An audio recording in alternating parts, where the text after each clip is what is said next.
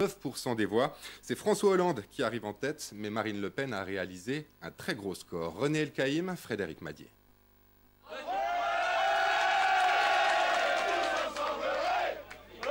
Un cri spontané qu'on sort du fond de soi, qu'on ne maîtrise pas. Nicolas Sarkozy est battu par François Hollande au premier tour de la présidentielle et il n'en faut pas plus pour l'instant pour ravir les sidérurgistes de Florange. C'est une bonne claque, une bonne gifle. Mittal l'a giflé 2 fois et nous on l'a giflé une 3e fois, voilà. Et voilà, on lui dit, écoute, t'as pas fait ton boulot, alors tu dois te casser, c'est tout. Personnellement, je suis content. Il faut du changement.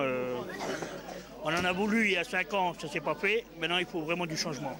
À Florange, plus qu'ailleurs, l'histoire des hauts fourneaux et des aciéristes d'ArcelorMittal était bien évidemment dans tous les esprits. On peut même dire qu'elle accompagnait les lecteurs dans l'isoloir. Ça motive d'autant plus qu'on a des amis qui y travaillent, donc effectivement, il est nécessaire que ça bouge. On sait bien ce qui se passe donc, sur le territoire de Florange concernant ArcelorMittal. Donc je pense que le candidat souhaité fera en fait le nécessaire pour que l'aciérie puisse repartir ici. Résultat, à la fermeture des bureaux de vote, François Hollande est très largement en tête avec 32% des voix. Nicolas Sarkozy n'obtient lui que 19%, devancé même de 6 points par Marine Le Pen avec 25%. Pour les syndicalistes d'ArcelorMittal, c'est un premier pas vers le changement, mais pas un chèque en blanc.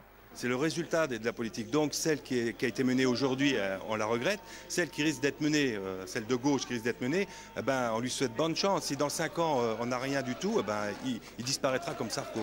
La réponse définitive sera donnée par les électeurs français dans les urnes le 6 mai prochain.